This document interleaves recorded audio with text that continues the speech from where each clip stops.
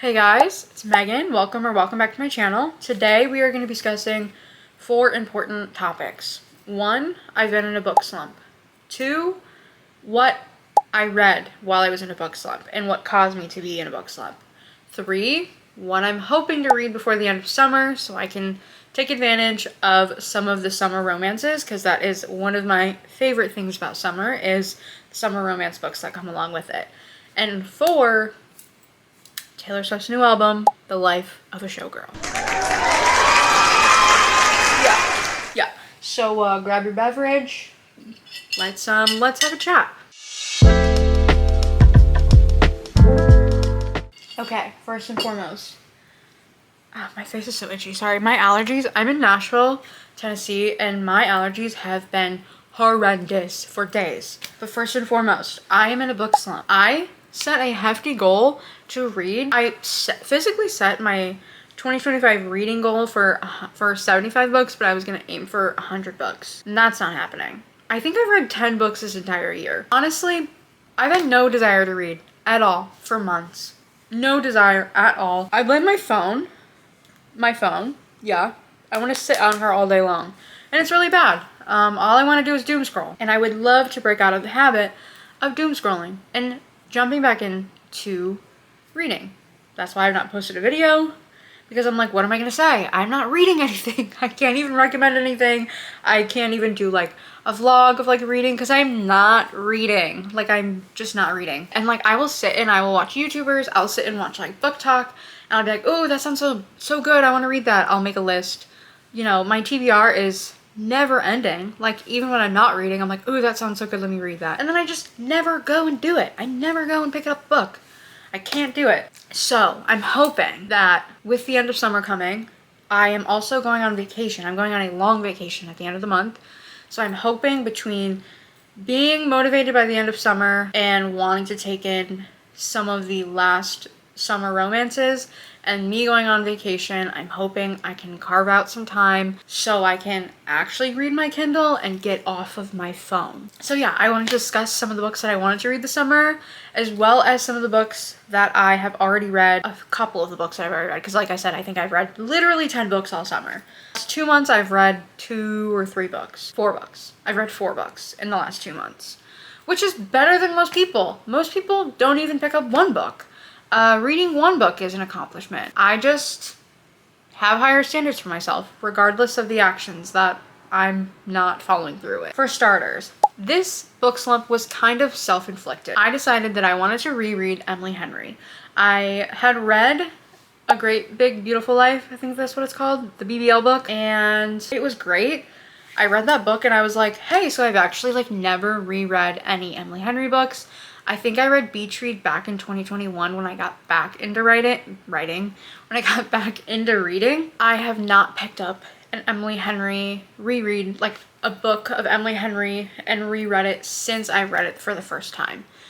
So I started with Beach Read. I read Beach Read, which I was terrified to read because I was scared it was not going to live up to the hype. I was scared that I wasn't going to love it as much as I did back in 2021. Those were false things that I told myself, because I loved Beach Read so much. I felt so connected to the characters, maybe more so the second time around. And then I read Book Lovers, which I have right here.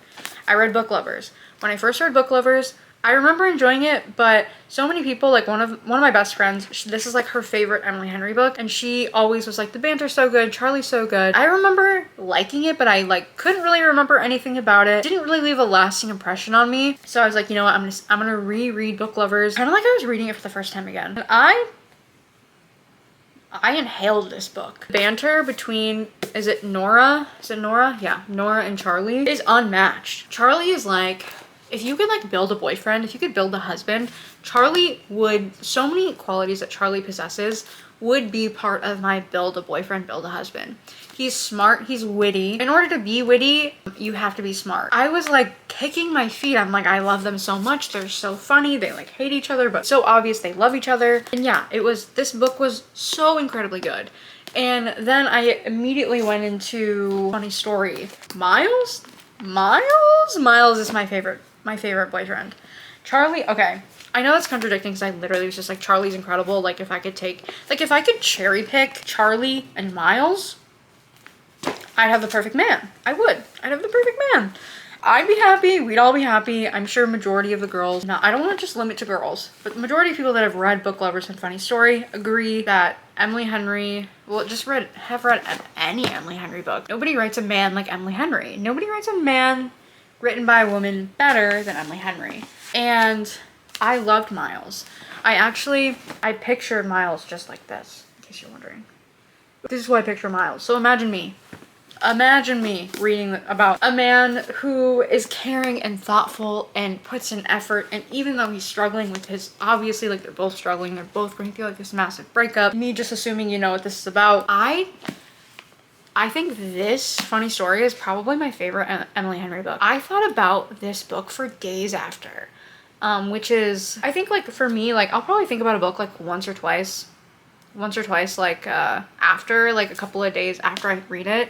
I'm still kind of thinking about the characters and they kind of linger a little bit in my brain. But I was like thinking about Miles and Daphne for a hot minute, which is something I have not experienced. Like, I've not thought, besides like ACOTAR, this is like just like a contemporary romance that I was really engulfed in. This book I actually blame being in a slump for, because it was so, really just affected my brain chemistry. Like, that sounds dramatic, but that's what happened. And then I also read Poston's new book, Sounds Like Love. But this book, there's magical realism in all of her books, and that's something that I really enjoy.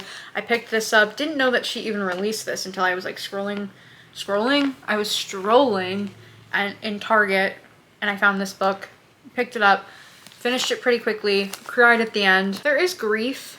Yeah, there is grief. I would say that there is a lot of, okay, I actually just realized, a lot of the books that I've read recently have grief as an underlining storyline. And this book has that. Her mom is diagnosed with dementia. She ends up going home, and she is a famous songwriter in LA, and she's experiencing writer's block. So she ends up going back home to like help take care of her mom, and then hope that like the month away from like the city and lounging on the beach in North Carolina will help cure this writer's block. But she ends up experiencing the magical realism. There's someone in her head and there's a melody, and she's trying to figure out what that is, who it is. He's in her head literally, and she's in his head, and they decide to come together and figure out, maybe if we complete this song, we can get out of each other's heads. Yeah, this one was a good one for sure. Then I also read Passion Project by London Sperry, I believe. That is about a girl who, it's based in New York City. She ends up losing her boyfriend of, I think, like 5 years. She is battling grief, depression, anxiety. She ends up meeting this guy, and he has this idea that they meet once a week to kind of rediscover her passion for life, because she kind of just feels like she doesn't have any. And I also really loved that book.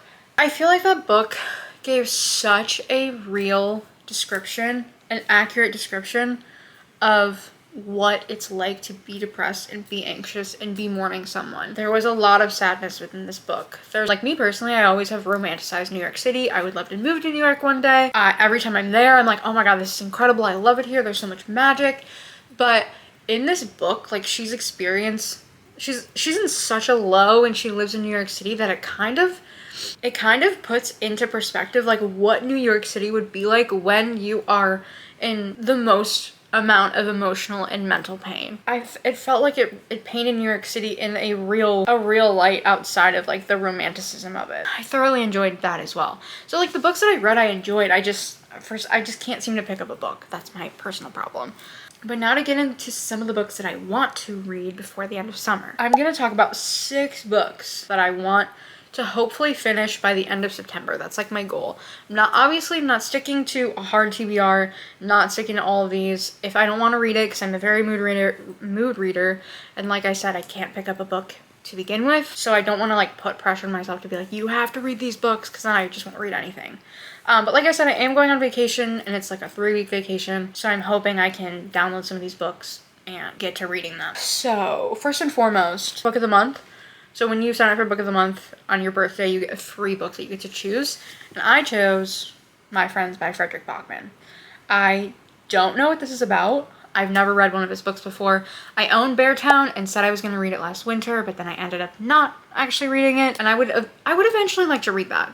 I feel like if I can pick up this book and enjoy it, I feel like it will give me more motivation to go in to Beartown. I think it's a series. Hoping the magic of the Fredrick Backman writing will just kind of like reel me in. And next, I do want to read One Golden Summer by Carley Fortune. I read that it's technically a standalone, so you don't need to read Every Summer After, and I have not read Every Summer After. So I'm going to ignore Every Summer After because I've heard negative things about it. So I decided as of right now, I'm not going to read Every Summer After. But I've heard really positive things about One Golden Summer.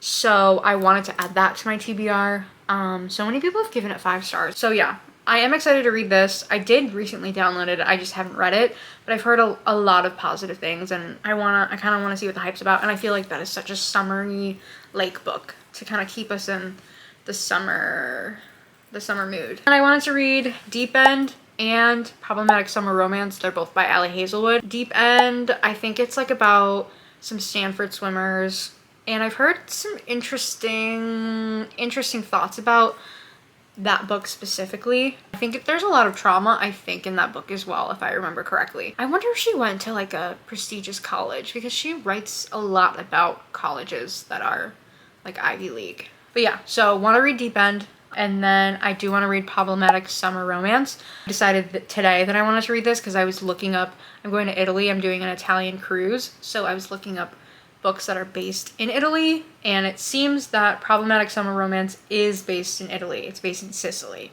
which is not exactly where I'm going, but I feel like it's close enough.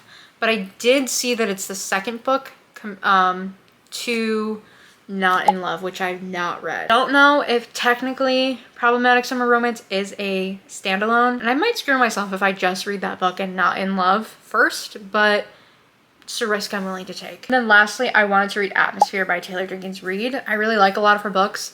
I've read a good portion of them. I have not read Carrie Soto is Back. That's one of her recent releases that I've not read, but I believe it's about a woman scientist who joins NASA in the 80s, which is a super cool concept is the word I'm looking for. Not sure if she goes to space. Don't know enough about it, but it is rated pretty high in Fable and Goodreads. So those are some of the books I wanted to read this summer.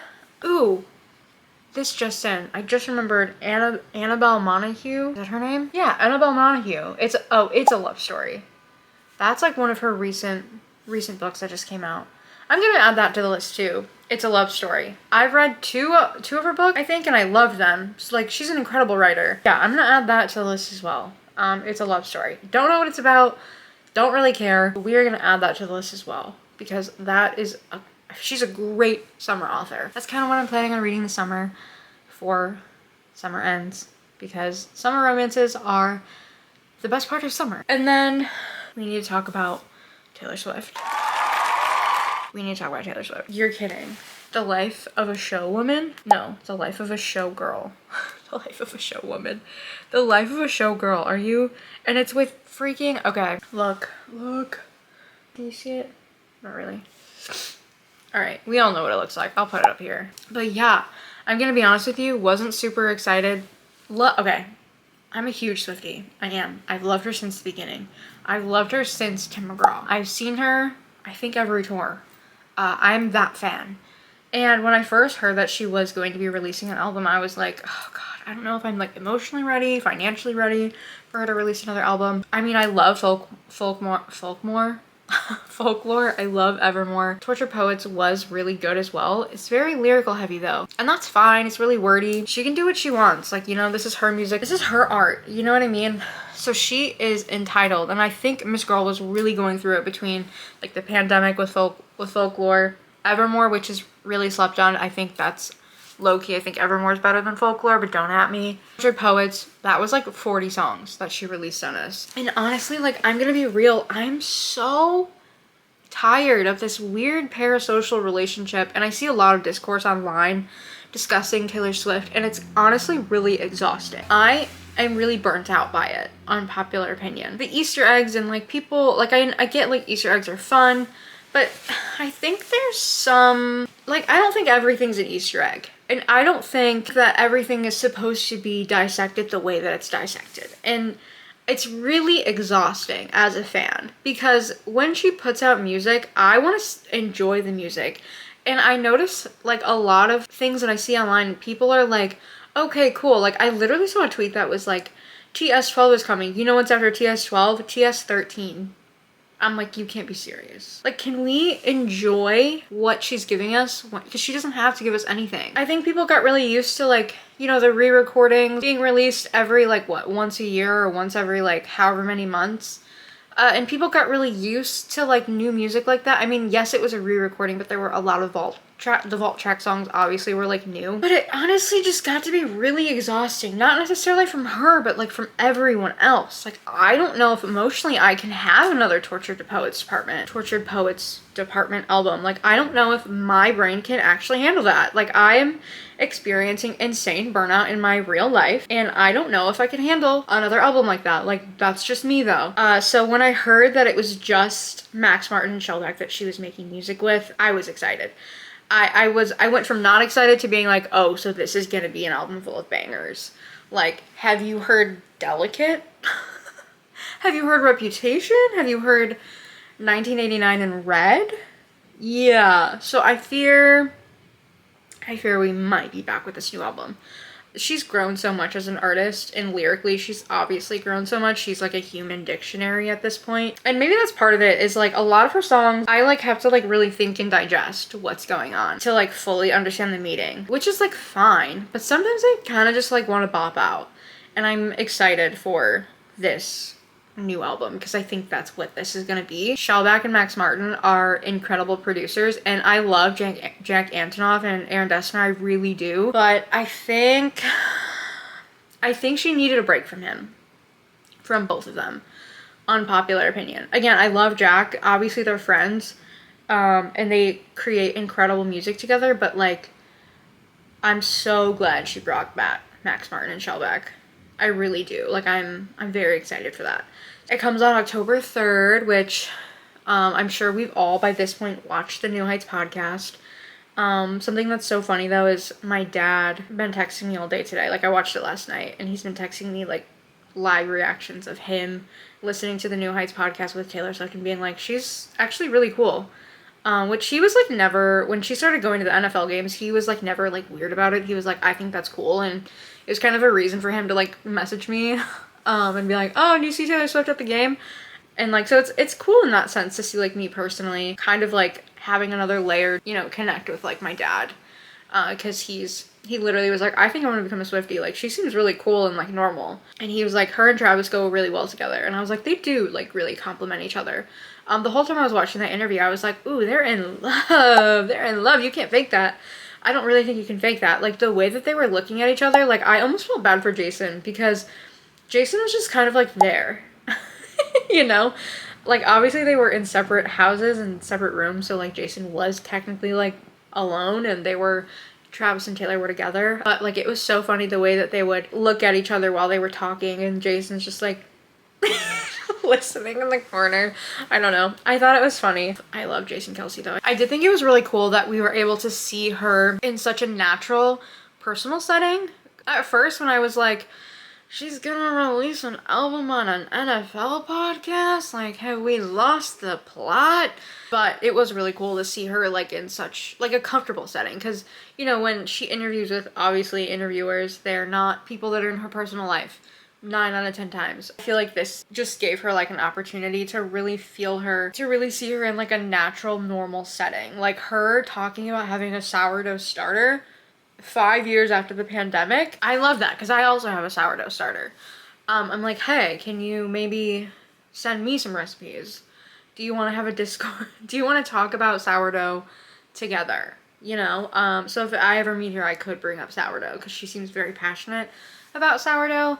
I don't know, I just really enjoyed seeing her relaxed and kind of just seeing like who she is outside of like the Taylor Swift, like who Taylor Swift is in a normal setting, which is something that I really enjoyed. So yeah, overall, we are excited for the life of the showgirl. I don't want her to go on tour again, at least not now.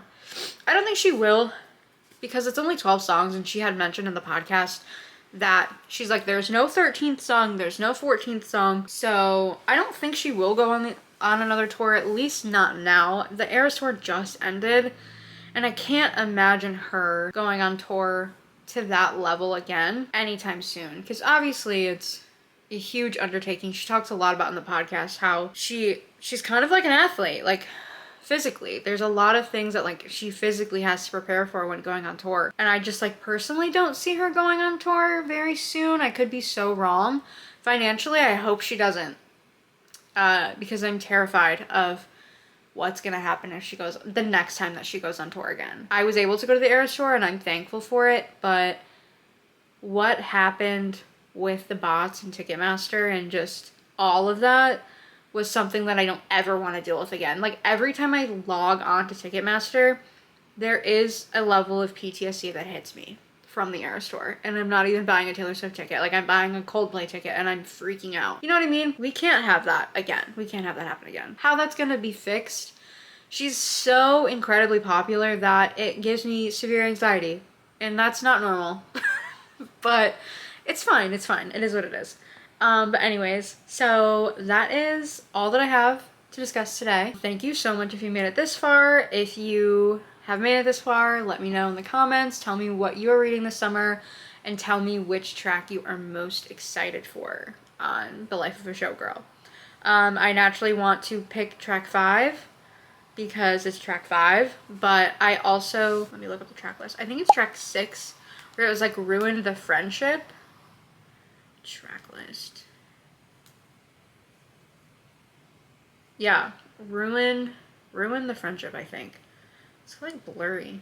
Yeah, track 6 is ruin the friendship. So I'm claiming track 6, and naturally I'm also going to claim track 5 because it's track 5, and every track 5 is normally incredible, which at this album is called Eldest Daughter, which that is something I am not, but I'm still going to claim it. I don't care. You can be mad if you want. You can argue in the comments. So comment what you're going to read this summer before fall, if we're excited for fall, and then what you're most excited about for The Life of a Showgirl. So thanks for watching. We'll see you in the next one.